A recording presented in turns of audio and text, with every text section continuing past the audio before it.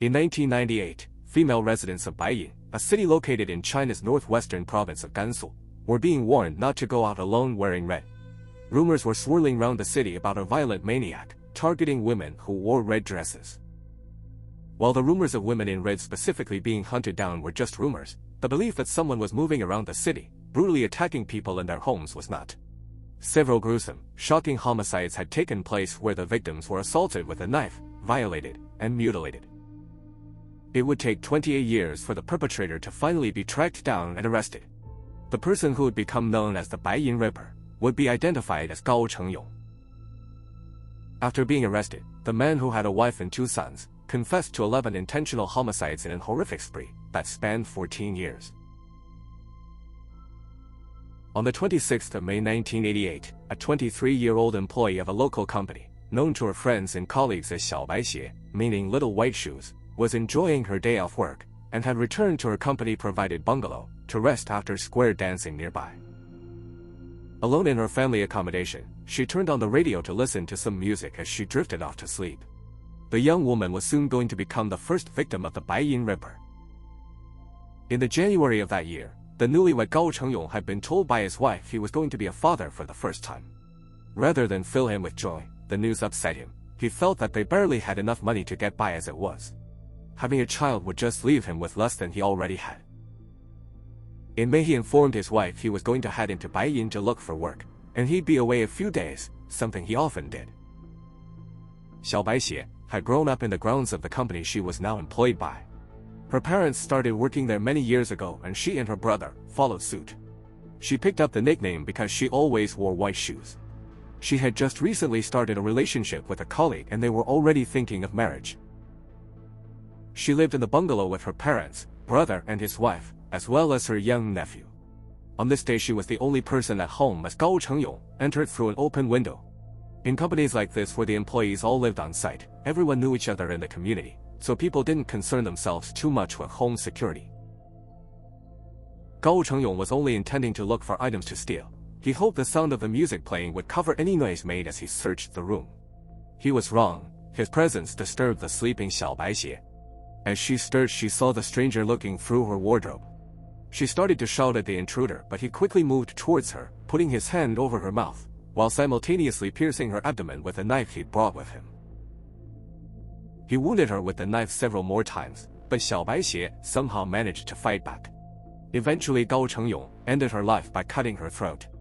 Having just taken someone's life for the first time, Gao Cheng Yong remained surprisingly calm.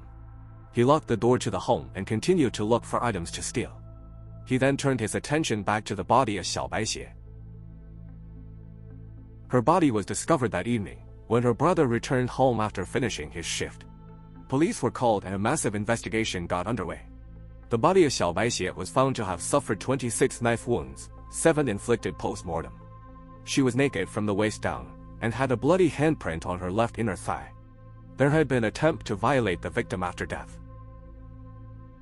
The handprint gave police a clear fingerprint of the attacker, and a matching print would be found on a doorknob in the home. With the level of violence shown in the assault, it was felt that this couldn't be a random attack, so investigators started looking for suspects among employees at the company, but came up with no matches. They moved the investigation further afield, checking people in the local area with criminal records. But with no witnesses, no apparent motive, and only fingerprint evidence, the investigation quickly lost steam. After deciding he'd done enough, Gao Cheng Yong had washed his hands and the knife in a basin before leaving. He'd noticed his clothes had bloodstains on them, but as he was wearing dark clothing they weren't especially noticeable. Still, he didn't want to use public transport for fear of people seeing. He wasn't a resident of Baiyin. He lived in a county of Lanzhou some 40 kilometers to the south. He decided to ride a bicycle back to his home, something he had done before. He disposed of the knife by throwing it into the Yellow River as he rode across a bridge. When he eventually arrived home, he was fortunate that it was night and his wife was sleeping. He changed out of his clothes, stained with dry blood, and hid them under his bed, washing them the following morning. With no suspects emerging for the death of Xiao Bai Xie, the investigation was put on the back burner, police coming to the conclusion that it was a robbery gone wrong. Her death devastated the family. Her brother blamed himself, and would never be able to recover from the guilt he felt. On that day he was also supposed to have been home, but had swapped shifts with another employee. He believed if he was at home that day, his sister would still be alive. 2 years later, unable to get away from his feelings of guilt, he tragically ended his own life with an overdose of sleeping pills. He was 22 years old at the time. Her father fell into depression and alcoholism. He became violent towards his wife and the two divorced. While his ex-wife moved away, the father of Xiao Baixie stayed living in the same home until it was demolished in the year 2000. And all the while the death of Xiao Baixie was tearing her family apart, Gao Cheng Yong would spend his evenings with his prized possession, a family photo album belonging to his victim he'd taken during the burglary. He spent his evenings looking through happy memories of a family he destroyed. His first son would be born in the autumn of 1998, and 2 years later his wife would once again announce she was pregnant. It would be 4 years until he struck again.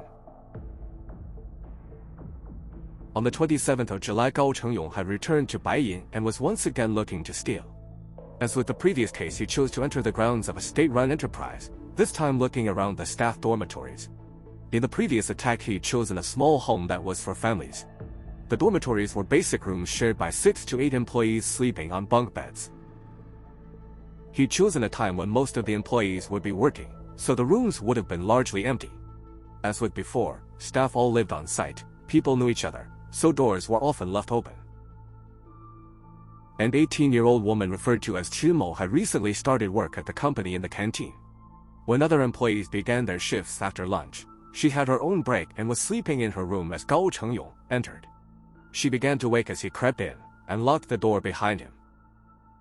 She at first assumed it was one of her roommates, but when she looked and saw the strange man, she jumped up and shouted that there was a thief in her room. Gao Cheng Yong pounced on her, punching her in the face twice, then placing his hands around her throat. He held his hands tight until the young woman passed out. While she was unconscious, he took out a knife and ended the life of the 18-year-old. Again he stayed calm after he was done and searched the room for money or other valuables. Once he felt he had enough, he turned back to the body in the room with him. He attempted to remove her trousers but stopped when he heard a noise in the corridor outside. He went to the door and pressed his ear against it. When he couldn't hear any more sounds, he left the room and headed to the communal washroom. There he washed blood off his hands, face, and the knife before leaving the scene. The body of Shimo was discovered by colleagues a little later. Her manager sent people to the dorm room when she failed to turn up to her shift. They found her covered in blood, face down on the floor next to her bed. Police arrived soon after the discovery was reported. The forensic examination of Shimo found that she had suffered facial fractures, been strangled, suffered 36 knife wounds, and had her throat cut, which was the actual cause of death. Once again, fingerprints were found at the scene, and as in the Xiao Baixie case, police began checking them against employees, believing that the suspect worked for the company. Just as before, investigators hit a brick wall and found no suspects, even when they spread the investigation around the city. With no witnesses, the police had little to go on. Gao Cheng Yong had returned to Lanzhou in the same manner, riding a bicycle and disposing of the knife he used in the attack in the Yellow River, and went back to his wife and kids as if everything was normal. He played his role as husband and father for the next 3 years. The death of Xiao Baixie 6 years ago had faded from the memory of most people in Baiyin, but the death of Shimo brought the memories back. The two cases would be connected, and the investigation slowly expanded in scope. As they couldn't find any possible suspects in Baiyin, they began looking in neighboring cities. However, at some point, concerned that police might get close to him, Gao Cheng Yong left the province of Gansu and headed to Baotou, a city almost 1,000 kilometers to the north in the province of Inner Mongolia. He found employment working furnaces and for the first time in his life was earning a decent salary. But having money in his pocket and being far from his wife and children, he began to enjoy his life too much. He often went out for big expensive meals and indulged in his favorite hobby, gambling. He sent some money to his family, but kept plenty back for his lifestyle. Soon enough he found himself out of pocket and needed to supplement his income. In the morning of March 27, 1997, a 21-year-old employee of a metallurgy company referred to as the Emo was returning to her accommodation after spending the night with her boyfriend. Gao Cheng Yong spotted her walking by. He immediately found her attractive and followed her. As she entered her apartment, Gao Cheng Yong stopped her from closing the door and forced his way inside. Li Mo shouted telling him to get out, but Gao Cheng Yong held up a knife assuring her he was only there for money. The young woman told him she didn't have any. He'd prepared for this. He'd brought rope with him and tied the young woman up while he searched the room. Li Mo continued to shout at the intruder, telling him to leave her home. Gao Cheng Yong attempted to silence her by shoving a broom in her mouth. It worked until she managed to spit it out. Gao Cheng Yong felt he had no other choice and choked her with the rope until she stopped breathing. With the room now silent, he continued looking for money to take but found nothing. Angered, he violated the corpse of his victim. When police arrived at the scene, they managed to collect a semen sample, but the case wasn't linked to the two cases in Baiyin.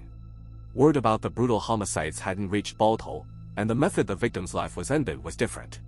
Unlike investigators in Baiyin, police in Balto were convinced from the start that the suspect was likely to be a migrant worker rather than a local.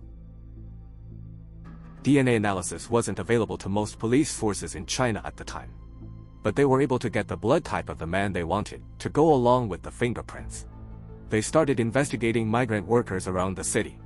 Gao Cheng Yong didn't take any chances and returned to Lanzhou before any police came knocking on his door. The case would often be referred to as the forgotten case, as years passed before it was finally linked to the others. Back home with his wife and children, Gao Cheng Yong struggled to find stable work and did a variety of low-paid odd jobs to get by. While before there had been significant periods of time between his crimes, 1998 would be the year he would truly earn the name the Baiyin Ripper, as his attacks would become more frequent, vicious, and shocking. After his arrest, Gao Cheng Yong told police that his primary motive for his attacks was to steal. In the first 3 cases that may have been true. In 1998 that seemed to have changed, and he was coming to Baiyin looking for targets to fulfill his desires. The words Baiyin means silver, and is how the city got its name. It was a hub of metal mining in the country, with various metals being obtained from the surrounding mountains.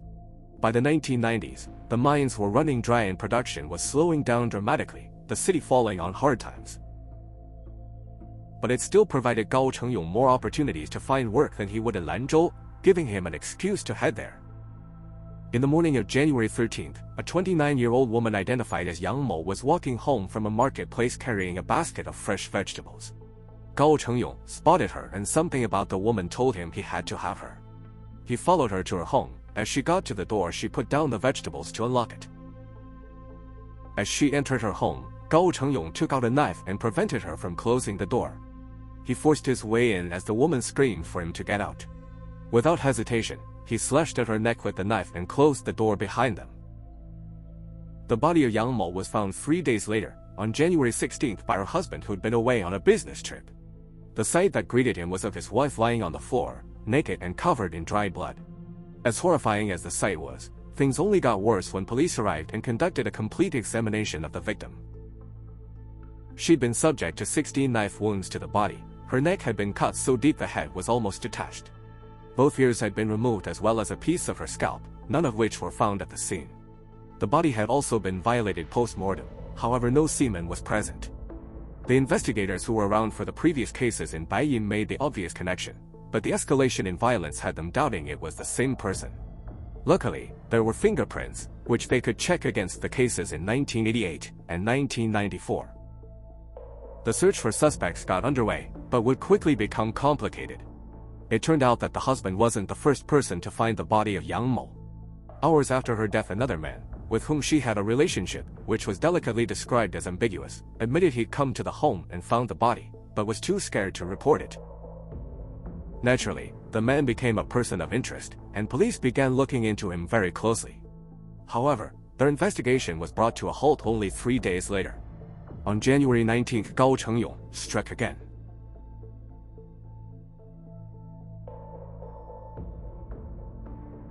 A 27-year-old woman identified as Deng Mo was at home, waiting for her husband to return from work when there was a knock at the door. On the other side was Gao Cheng Yong. Not recognizing the stranger, she asked if he was there to see her husband. Gao Cheng Yong replied that he was, and Deng Mo invited him inside to wait. News of the death on Yang Mo hadn't yet been made public as police were still in the early stages of investigating the case, so Deng Mo didn't feel the need to be especially vigilant. Gao Cheng Yong had spotted her hours earlier as she accompanied her husband to his workplace. Unable to control himself, he followed her back home. Not sure if the woman lived with anyone else, he waited outside watching the door. Fearing that her husband might come back anytime, he decided to take a chance. He pressed his ear against the door, listening for people talking. Hearing no sounds from inside, he knocked. The two sat together for a while watching TV, Gao Cheng Yong waiting for a moment to catch her unawares. When the phone rang, it was his chance. Deng Mo got up to answer it, saying it was probably her husband. Gao Cheng Yong took his opportunity. As her back was turned, he took out his knife and quietly walked out behind her. He tried to cut her neck, but she'd somehow sensed the danger and managed to move, suffering only a small cut. She screamed for help, but the yells would go unheard. After the body was discovered by the husband, police medical examiners found she had a total of 16 injuries caused by a knife, 8 to the abdomen and the rest to her legs and chest. She had clothing removed and was violated post-mortem, but again no semen was present. There were also areas of flesh cut away from her back and chest. The attack met the man who found, but didn't report the body of Yang Mo was cleared of all suspicion. But with 2 attacks in less than a week, and people quick to notice the similarities with the cases that took place in 1988 and 1994, pressure was mounting for the police to capture the man. The police were still convinced the person they were looking for was local, so they searched the city for the suspect, checking people's fingerprints against those found at the crime scenes. However, there were plenty of men in the city who weren't keen on giving police their fingerprints, making sure they avoided any contact with the authorities. This made it impossible to eliminate residents as suspects, and time was wasted as police tried to track people down.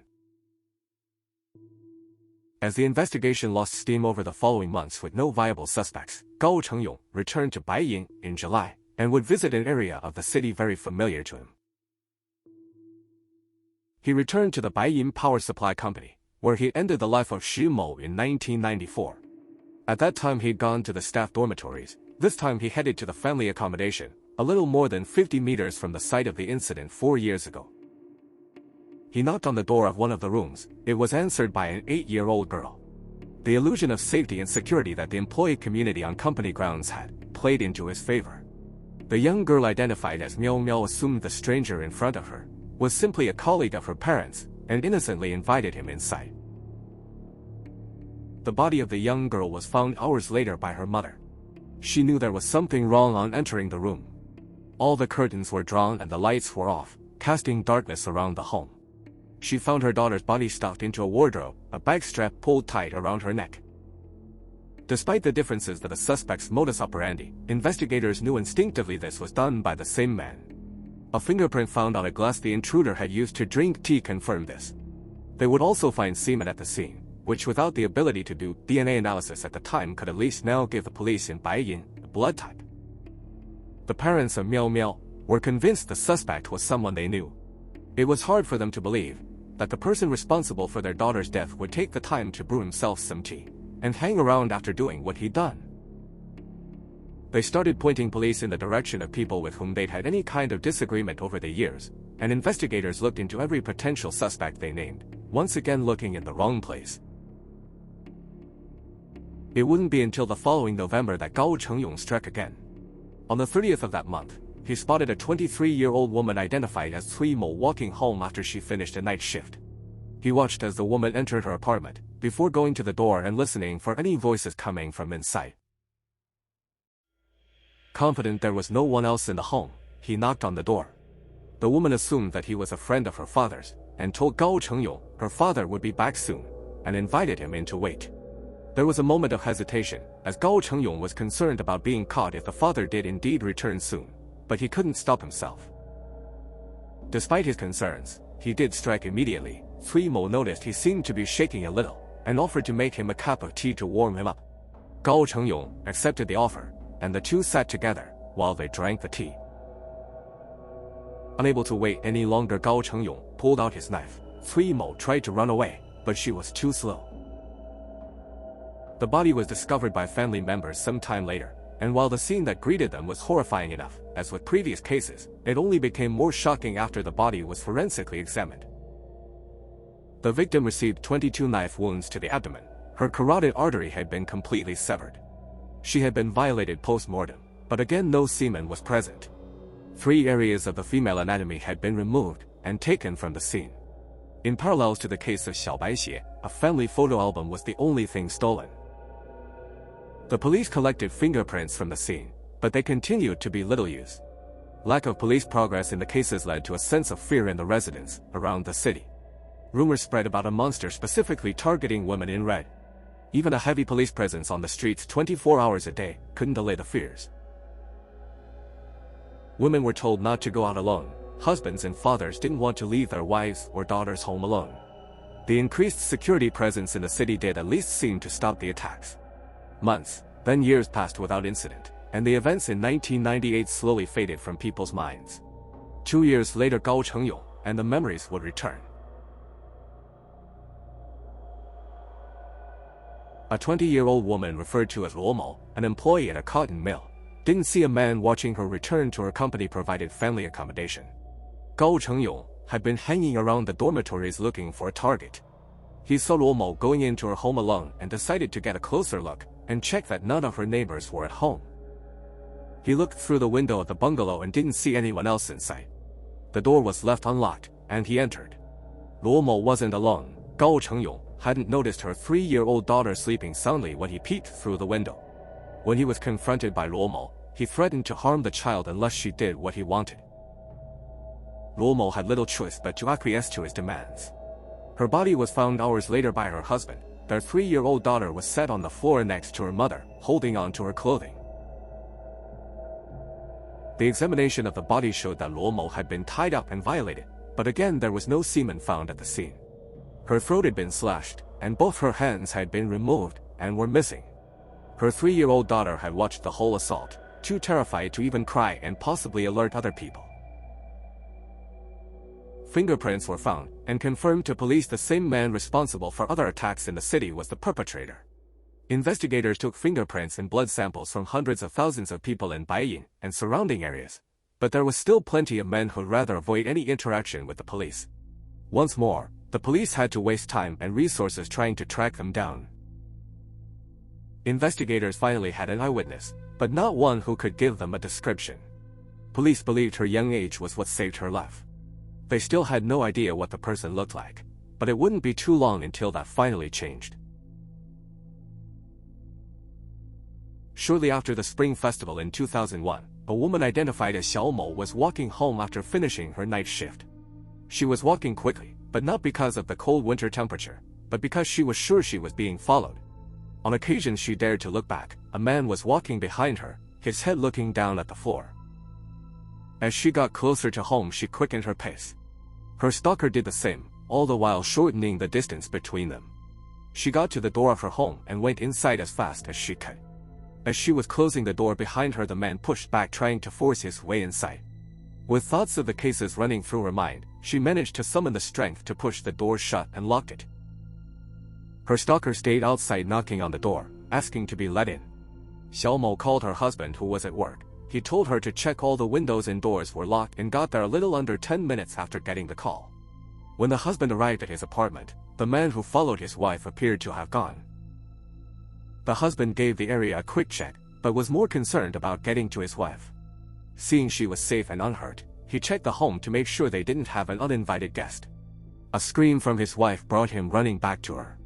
She was in the kitchen, terrified, looking out of the window. Stood on the other side of the glass was Gao Cheng Yong. He just stood there staring through the window at the stunned couple.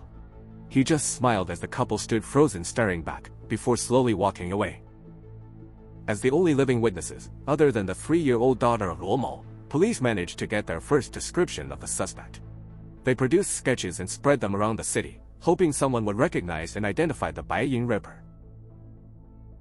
However, like the other evidence the police had collected over the years, it wouldn't help them track down the man they were looking for. The image being spread around the city did at least play a part in delaying Gao Cheng Yong from striking again, but the peace for the residents of Baiyin didn't last. On the 22nd of May 2001, a nurse identified as Zhang Mo was returning to her home after shopping at the local market. Unlike his previous attempt, this time he wasn't noticed, as he stalked the 28-year-old woman to her home. One of his previous attacks virtually repeated itself. As Zhang Mo put her shopping down and unlocked the door, her stalker pounced, pushing her inside and locking the door behind them. Zhang Mo asked him what he wanted. He replied he was just there for money. He told the woman if she allowed him to tie her up, he would just search her home and leave. Of course that didn't happen. He violated her after he bound her, then attempted to end her life before leaving. Zhang Mo had received 10 knife wounds to her chest, abdomen, and thighs, and had her neck slashed open. Somehow she was still alive and her medical training kicked in after Gao Cheng Yong left. She managed to pinch the artery in her neck closed to slow the bleeding. She then was able to call her husband. He called for an ambulance and the police, and arrived home at the same time as paramedics. Despite her own attempts and those of the medical team to save her life, Zhang Mo would succumb to her injuries as she was being transported to hospital. Before she passed, she managed to say the words, "native," and "long hair," in a dying attempt to describe her attacker.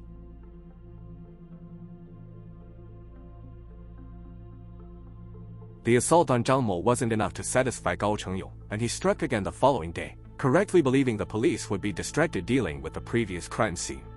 On the 23rd of May, he entered the Kai Hong Building Hotel, looking for a target. While the building advertised itself as a hotel, it also rented out rooms as apartments and office space, meaning there were plenty of people who would come and go unnoticed. Gao Cheng Yong wandered the floors, no one paying any attention to him, until he came to an open door with a lone woman inside the room. The woman was identified as 21-year-old Chang Mo, an employee of the building. She was cleaning her room when Gao Cheng Yong spotted her. Her life was ended in a frenzied attack. She received over 100 knife wounds and passed away after being discovered by colleagues. By the time the scene was reported and police arrived, Gao Cheng Yong had already made his way back to Lanzhou and slipped through the net once more. Each time he returned home after one of his crimes, he would only stay for a short time before moving on to another city or province, telling his unsuspecting family he'd found work, always managing to stay off the police's radar. On the 5th of February 2002, Gao Cheng Yong returned to Baiyin and entered the Taolechun Hotel. As he wandered the different floors, his eyes fell on a 25-year-old employee referred to as Zhu Mo. He spotted her as she walked out of a room with a mop. The door had been left open. The room was an employee's room rather than being for guests. He rummaged around looking for something to steal, but was stopped when Zhu Mo returned. He dragged her inside and choked her unconscious before slashing her neck. He then violated the woman post-mortem. Many of the police investigating the cases over the years had come to believe the suspect was mocking them. Gao Cheng Yong never made any attempt to hide his presence at any crime scene. He attacked people in the daytime, made no attempt to clean fingerprints or other forensic evidence, and even in the one incident he wasn't successful, made sure the victim that got away saw his face. This incident truly felt like a kick in the teeth. The hotel was located directly opposite the city's Public Security Bureau. It was one last humiliation for the officers involved, and it would be the last. By 2002, the technology available to police had greatly improved. Fingerprints were now stored on computer databases that were able to analyze and get suspects' DNA, and there was considerably more surveillance across the city. When the Baiyin Ripper attempted to strike again, a task force numbering almost 10,000 officers felt they would finally get their man. But nothing happened. Months, then years passed, and nothing. The case on February 5, 2002 would be the last time Gao Cheng Yong committed any crimes. Even though there were no more incidents, the police weren't ready to let the case go. They anticipated another attack, but planned to get the man before he could do it. A massive task force, numbering close to 100,000 officers, was set up to use the new technology available and hunt down the suspect. Using the now computerized case files, the 1997 death of Li Mo in the city of Baotou was linked to the Baiyin cases. The case was heavily publicized in the media, with a reward of 200,000 RMB on offer for any information leading to the capture of the suspect. The fingerprints of close to 250,000 men were taken, as well as over 100,000 blood samples. The efforts continued to be in vain. Everything they did brought them no closer to the suspect.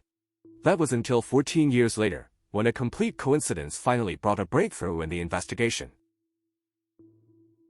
In the March of 2016, police in Baiyin received some surprising information from the forensic analysis team.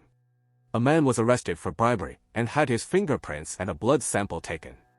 On being entered into the database, a DNA profile extracted from the blood sample matched with another in the system. The sample it had matched with was that of the suspect in the Baiyin Ripper case. The Y chromosome in the sample showed that the person in custody shared a paternal link with the man responsible for the deaths of 11 people, somewhere down the line of the family genealogy. 14 years after the final attack, police could now finally identify the man responsible, whether he was still alive or not. Following the family lineage, they began to track down people who shared the same genetic background. It looked to be a big task, but were able to follow the family line far back enough to come up with 100,000 names across the country, but they started close to home. One of those men was living in Baiyin, running a commissary belonging to a local vocational school. That man was the now 52-year-old Gao Cheng Yong. Visiting the man at his workplace, they took fingerprints and a blood sample. After analyzing the samples, there was no doubt that they finally had their man. After receiving confirmation, they returned to the school shop to arrest Gao Cheng Yong. The officers asked if he knew why they came back. Gao Cheng Yong said he did, and that he was responsible for the deaths of a number of people. When they asked how many, he simply responded, 10 in Baiyin, 1 in Baotou. As so much time had passed since the death of Zhu Mo, with the sudden stop after many officers at the time felt that the man they were looking for must have died and the case would likely never have an answer. In Baiyin, the story of the Ripper became something of an urban legend, with only the people who lived through the time knowing that it was actually a true story. 那就是亲爹亲妈都不能说，即使就是说亲爹亲妈不出卖你，包庇你，那么大的事情，那个心理素质不好，有一天也许会愤的，也许能说出来，也许说梦话的时候也能说出来，那是很危险的，就是亲爹亲妈都不能告诉。 只有自己能烂到肚子里，你哪天能找到我就找到我，找不到我就躲一天。 As news of the arrested spread, and images of the man responsible were published, there was almost a sense of disappointment that this monster looked so unremarkable and harmless.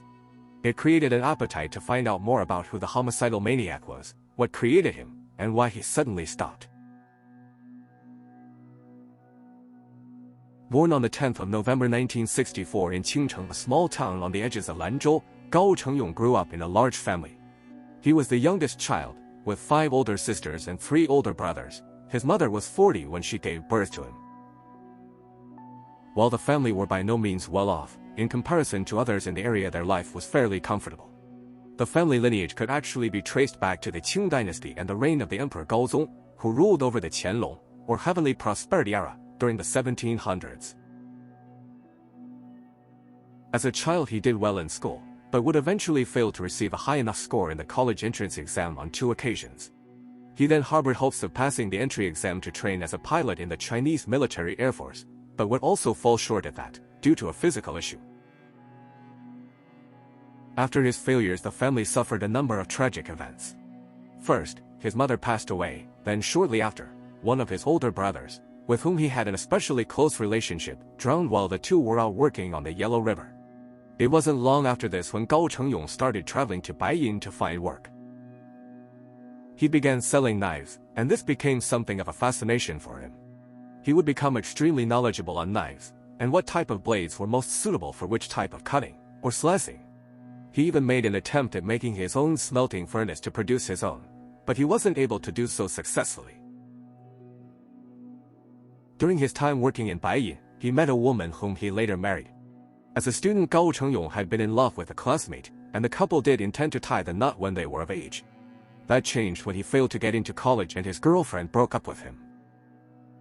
He viewed his now future wife as a consolation prize when comparing her to his high school girlfriend, not considering her as his intellectual equal. It was only when his father paid the woman's family a dowry for the marriage, he accepted it. The relationship did cause him problems before the marriage. The woman's former boyfriend saw her dancing with her new fiancé in a dance hall. Angered by the sight, he wounded his rival with a knife.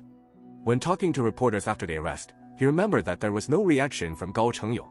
He just stood looking at him bleeding profusely until he eventually passed out. He expected Gao Cheng Yong to go to the police, but instead he chose to handle the matter privately. The former boyfriend was surprised at how little emotion Gao Cheng Yong showed towards him. There was no anger, fear, or bitterness. He just seemed to not care. A lack of outward emotion was also noted by people who played mahjong with him. It was said he would sit playing for hours, not saying a word to anyone all night, and it didn't matter if he won or lost, his expression and demeanor never changed. Not long after he married, another tragedy struck a family. His father fell ill and became paralyzed. With his older siblings having moved away from the home to start their own families, the responsibility fell on Gao Cheng Yong to take care of the father. He effectively became his father's nurse, taking care of all his needs, leaving other villagers with a good impression of the filial son. He would cycle the 80-kilometer round trip to Baiyin to get his father's medication, all while doing part-time casual jobs. He was the steady, stoic family man, a caring son, hard-working husband. The only flaw villagers who knew him said he had was that he was too quiet. In 1988, his father passed away, not long after his wife announced she was pregnant with their first child, and it was the year he walked into the family dormitory of Little White Shoes. The stoic, hard-working, caring family man transformed into the Baiyin Ripper. During his interrogation, he admitted everything, and was able to recall his attacks with remarkable detail, remembering what the weather was like on those days, and the exact time he struck. He was more reticent when talking about his motives, claiming it was just down to his poor economic circumstances, and didn't talk much about his life outside of his crimes. The only motive he gave was that he needed money, but since he rarely left crime scenes with more than 50 RMB, interviewers were very skeptical about the claim. When asked why there were often long gaps between the crimes, he claimed that it was because he was working in other places, which only led to unanswered questions about why he only committed his assaults in Baiyin, apart from the often forgotten case in Baotou. Gao Cheng Yong didn't have an answer or explanation for this. There were also questions about why he took parts of his victims and what he did with the remains, none of which were ever found. Gao Cheng Yong responded he only took the parts from the women that resisted him. They were trophies to him. He told police that he would put them in a plastic bag before leaving, then dump them in the Yellow River prior to returning home. Interrogators then would get to perhaps the question the public, and the now mostly retired officers who originally investigated the case wanted an answer to. If he was unable to control himself, why did he suddenly stop in 2002? Gao Cheng Yong gave 3 reasons. Firstly, he had struggled physically to deal with his last 2 victims, finding it more difficult to overpower them. Furthermore, he was worried he'd be more likely to be caught due to the city having more CCTV. But more importantly, he stopped for the future of his sons. Both of his sons showed promise throughout their compulsory education, and the eldest of the 2 had managed to gain admission to a well-respected high school in Baiyin. The family moved to the city together, which made Gao Cheng Yong believe he was much more likely to get caught if he continued committing crimes while living there. He didn't want to hurt his sons' chances of going on to college and building good lives for themselves. Only months after ending the life of Zhu Mo, he rented a small home in a familiar area. The new home was only 500 meters from the family bungalow of Xiao Baixie, whom he ended the life of 14 years ago. In the past, he frequently looked for work in Baiyin, but now he was living there and a massive police investigation was underway. He spent as little time as possible in the city, working in other provinces for long periods of time. While he was away working, his wife, who didn't have a job, spent her time taking care of the home and making friends with others in the community. People frequently told her the horror stories of the Baiyin Ripper, completely unaware that the monster people spoke of was her steady, hard-working husband. But slowly the stories of the Baiyin Ripper would become little more than an urban legend in the minds of people. They remained in the area for a number of years. Their oldest son would attend university and study aerodynamics. When their other son left home to attend university, Gao Cheng Yong and his wife moved to the vocational college just 2 kilometers away to run the campus commissary. Due to a combination of poor health and his crimes being largely forgotten, Gao Cheng Yong now no longer traveled to other locations to find work. They would manage the shop together until his arrest years later. Since the case became little more than an urban legend, there was a lot of false information circulating about it. The suspect targeting women wearing red, the rumor which had started in 1998, was still a widely held belief. The victims would now be referred to as prostitutes, rather than workers, wives, or children. In 2013, several online discussions about the case were set up on popular internet forums by students attending the Southwest University of Law and Political Science. It is believed that a number of detectives who worked on the case also participated in the discussions, as some of the users were able to share images that would have otherwise been impossible for normal people to have access to. After the arrest of Gao Cheng Yong, people's interest in the case reignited, and netizens went back through old online posts about it and found something interesting. In 2008, one user going by the name Satan's Messenger posted a message that in retrospect seemed to have a lot of information about the person responsible. The poster mentioned several details about himself which would later be shown to be accurate after the arrest. He stated he was 1.77 meters tall, the same as Gao Cheng Yong. That he was born in the 60s and in poor health, suffering from hepatitis B, which were also correct. The poster said he was currently living in Baiyin, and that no one suspected he was the perpetrator. He also stated he didn't reside in Baiyin at the time of his crimes, which contradicted the belief of the police. He also talked about finding it humorous when people speculated about his profession as he had no full-time work at the time. When the posts were looked into years later to see if the identity of the person who posted the comments could be ascertained, all the user information had long been deleted. It is believed that the poster was most likely a member of the investigation team that was using the forum to keep the case in the public's mind, and to use the widespread online community to put forward suspects, whether they be family members or friends. Now the Baiyin Ripper had finally been exposed, the online theories about him grew more outlandish. Some believed he was the guilty party in the Nanjing dismemberment case.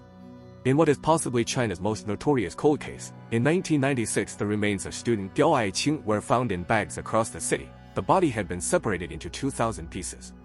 To this day the case is unsolved. Suggestions that Gao Cheng Yong was the perpetrator had nothing to support them. He was just one of many names put forward by amateur detectives, linked to the crime, that has had numerous wild theories over the years, as people are desperate to know who was responsible for such a shocking incident. But it is likely the death of Gao Cheng will never be solved. On the 18th of July 2017, Gao Cheng Yong faced trial to decide his punishment. Due to the extremely graphic nature of the case, it was closed to the public. He was charged with multiple counts of intentional homicide, violations of his victims, robbery and desecration of corpses. He was found guilty on all charges. His defense lawyer Zhu Aijun, however, entered a not guilty plea in one of the cases. He claimed there were inconsistencies in the confession and the police reports. He believed that there was a possibility more than one person was involved in the crime in question. He also argued that Gao Cheng Yong required a full psychological evaluation before his punishment be decided.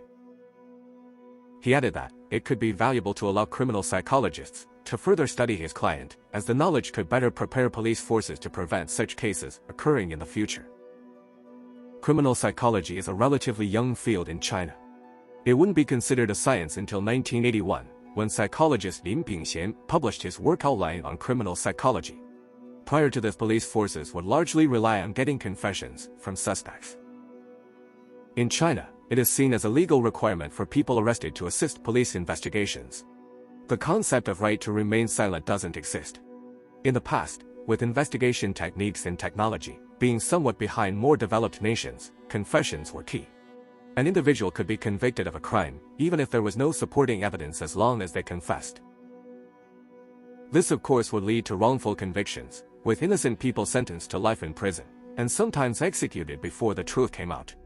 In two serial cases I have made previous videos about, the case of Zhao Zhihong, where a young man was executed for the first crime, and that of Yang Xinhai, where in two cases police got or tried to get forced confessions. There are just two examples. It took many years for police forces to embrace the fledgling discipline of criminal psychology, and it was treated with a certain amount of skepticism.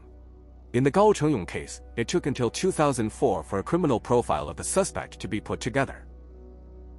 The profile gave a fairly accurate description of Gao Cheng Yong, but there were two major inaccuracies. It wrongly suggested the suspect lived in Baiyin and was unmarried. Gao Cheng Yong seemed to have two very distinct sides to his personality. On the one hand, he was described by the few people who knew him as being extremely passive, timid, and some even saying he came across feminine. On the other hand, he was violent, vicious, and thought nothing of mutilating his victims and taking away his trophies only to dispose of them shortly after. Psychologists wanted to get to the bottom of what triggered his dark side. Gao Cheng Yong, claiming that it was purely down to his level of poverty, wasn't seen as credible as he found little money at any crime scene, and some scenes didn't show evidence he even looked. In many cases, he didn't rush to leave the scene after ending his victims' lives.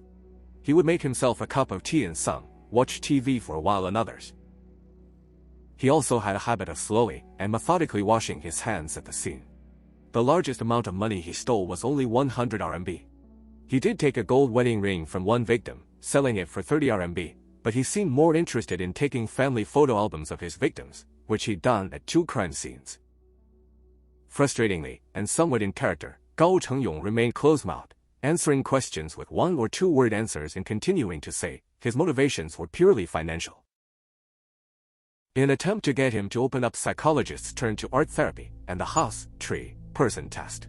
Subjects are asked to draw a house, tree and person and are then asked questions based on what they produced. The picture would be later published in articles about the case. When questioned about his drawing, Gao Cheng Yong didn't give much to psychologists to help understand, so they had to try and interpret the drawing based on their own experience and details from his life. According to their interpretation, the positioning and size of the 3 images showed that the subject was capable of controlling his actions. The tree and the person to the left of picture suggested that he had a fixation on the past. The house appeared to resemble his family home, but there were few details added to it. This indicated that the subject felt feelings of isolation. This is further supported by the doors to the home being closed. The tree appears lifeless and people analyzing it felt the branches were significant. They are shaped similar to the blade of a knife, and there are 12 branches, 1 incomplete. It was felt that they represent his victims, the 11 dead, and the incomplete branch for the victim who got away. The person in the image appears to be a naked man. That does seem to resemble Gao Cheng Yong.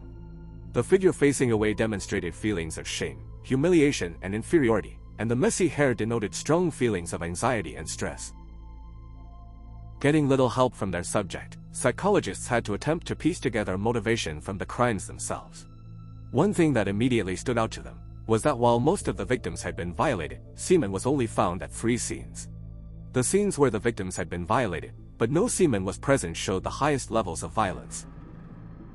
This seemed to point to Gao Cheng Yong suffering from erectile dysfunction, which in turn led to feelings of humiliation and inferiority, which would seem to support the interpretation of the naked man in the house, tree, person test. The anger he felt from this was taken out on the victims, and the removal of body parts was his post-mortem punishment. But try as they might, it was almost impossible to get anything out of Gao Cheng Yong.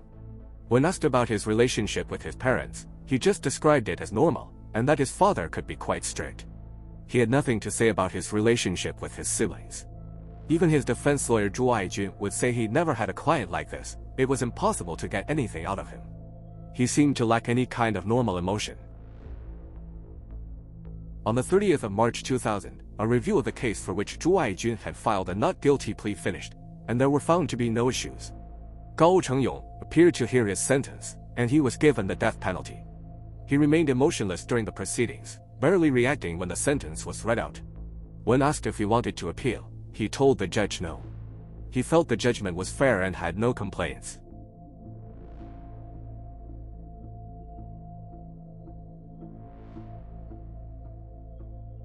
Some of the victims' family members attending that day would be critical of the police investigation that took place over the years, with claims that they were negligent in their duties. In reality, it just wasn't as easy to catch Gao Cheng Yong as people would like to imagine. When his crimes began, Baiyin had a small underfunded police force who lacked experience dealing with cases like this. He had no criminal record, would leave the area shortly after the crime, usually by cycling back to his home. Then he would head to a different city or province looking for work. When police did expand the scope of taking fingerprints or blood samples, he was in different parts of the country. Although Gao Cheng Yong made no attempt to try and clean up evidence he left behind, the fingerprints and semen samples had nothing of Gao Cheng Yong on file to compare them with. He committed all of his crimes during the daytime when most people were at work and there were few witnesses around to see him, or neighbors to hear his attacks. His wife would also face criticism from the public. Many couldn't believe she had no idea what her husband was doing. She never seemed to notice that the crimes would occur at times he was working in Baiyin. Furthermore, she never noticed his clothes stained with blood when he returned. While Gao Cheng Yong had a habit of washing his hands at the crime scenes, he didn't care so much about blood getting on his clothes.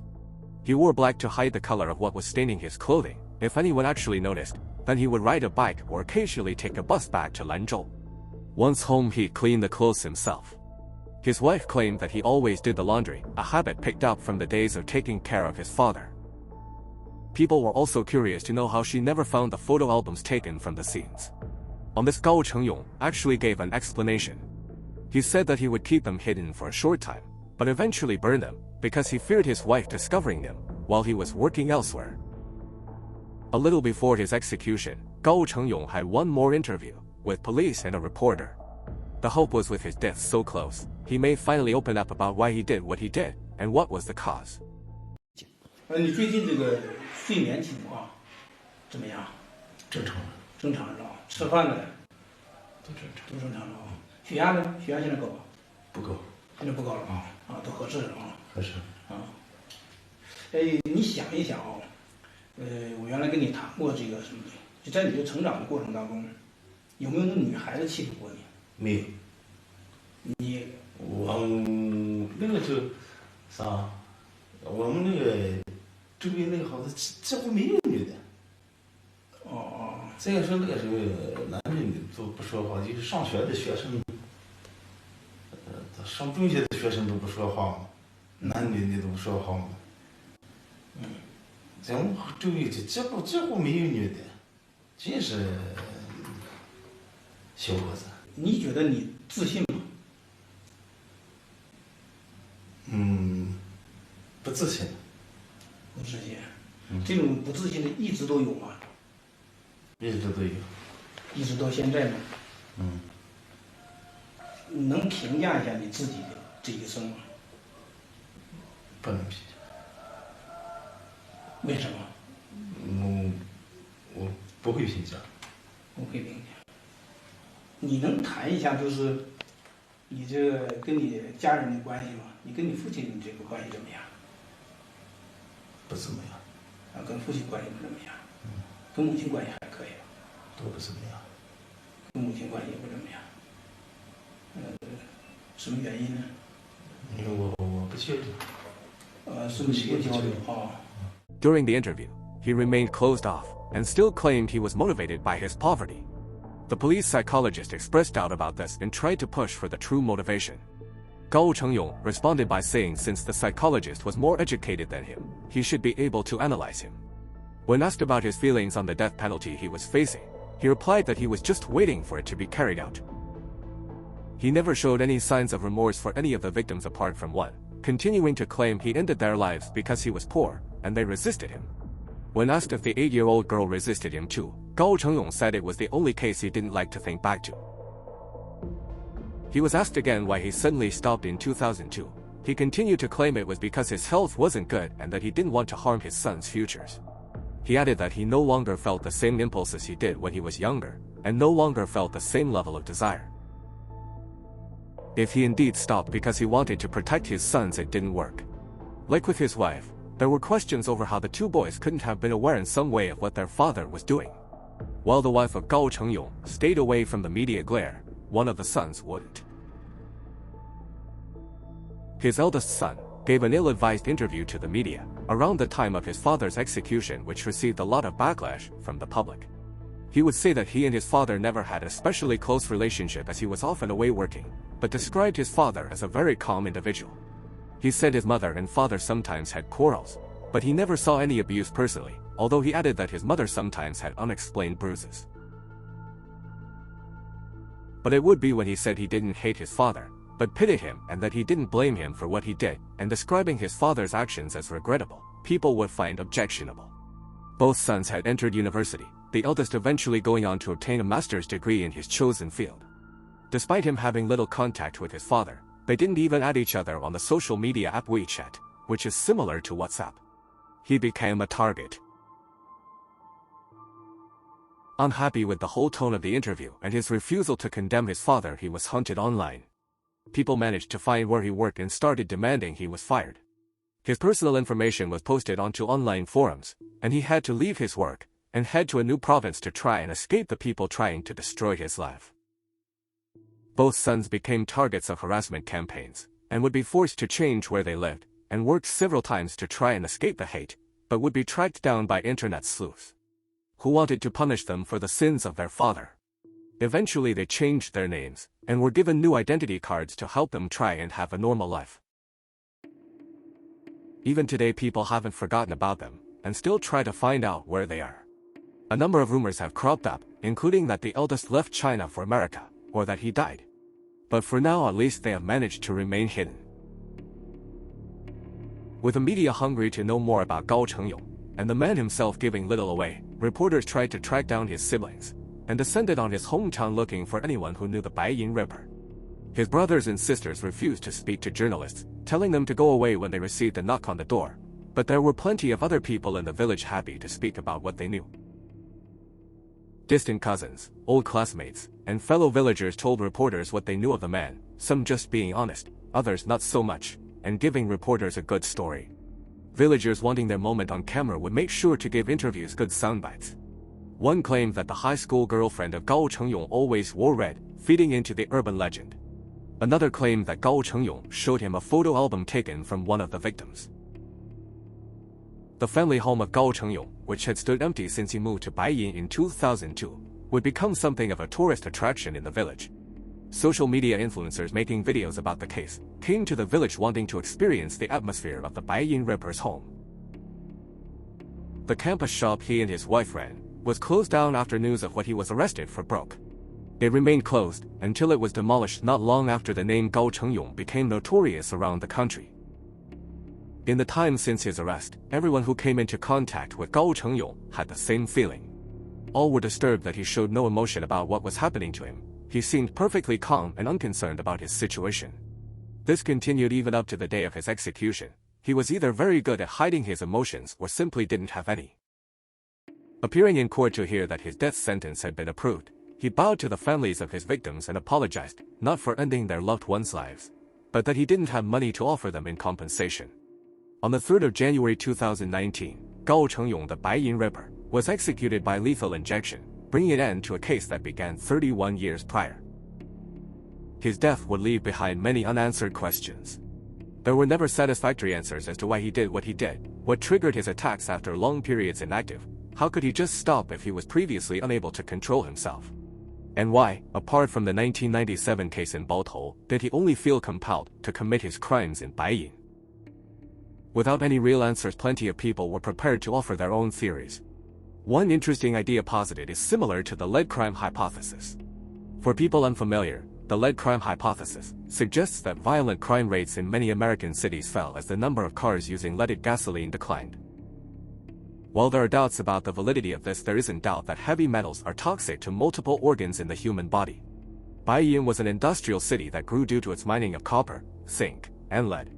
Spending a significant amount of time working in the city and trying to smelt his own knives would have exposed Gao Cheng Yong to high levels of toxic metallic elements. The medical records of Gao Cheng Yong showed that he was taking medication for kidney and liver problems, and had been doing so for many years. Liver or kidney damage can cause men to suffer from erectile dysfunction, something psychologists believed was one of the triggering factors in his most violent crimes. In his periods of inactivity, Gao Cheng Yong spent time working in other cities or provinces, and never felt compelled to end anyone's life. It was only when he'd returned to Baiyin for a while that he would transform into the Baiyin Ripper. And it was after he began living in Baiyin full-time did his health noticeably worsen, leaving him concerned that he was unable to physically control his victims when he stopped. Whether the theory has any validity or not will never be known, but it does at least offer an environmental explanation as to why he only terrorized the city of Baiyin. In China, due to the level of violence in the assaults and the sudden halt, Gao Cheng Yong is often compared to the Jack the Ripper case. There are also echoes of another infamous Ripper, the Yorkshire Ripper, Peter Sutcliffe. Both men were viewed as family men by the people who knew them, both committed their crimes outside of the area they lived, and the first time Sutcliffe was known to have taken someone's life was when he felt angered after being berated by a woman he'd picked up. As with the Sutcliffe case, where his wife became a target of the media for not knowing what he was doing, so the wife and sons of Gao Cheng Yong were considered by some to be guilty by association. With a high level of public interest in the case, the Baiyin Ripper would serve as inspiration for a character and storyline in the 2023 TV series, 他是谁, which translated means, who is he, but is also known as Ordinary Heroes. The series would also use the unsolved Nanjing University dismemberment case as inspiration, which some people in the past tried to link to Gao Cheng Yong. Thanks for watching. If you enjoyed the video, please consider giving it a like, leaving a comment and subscribing to the channel. And hope to see you again for the next dark tale from the Middle Kingdom.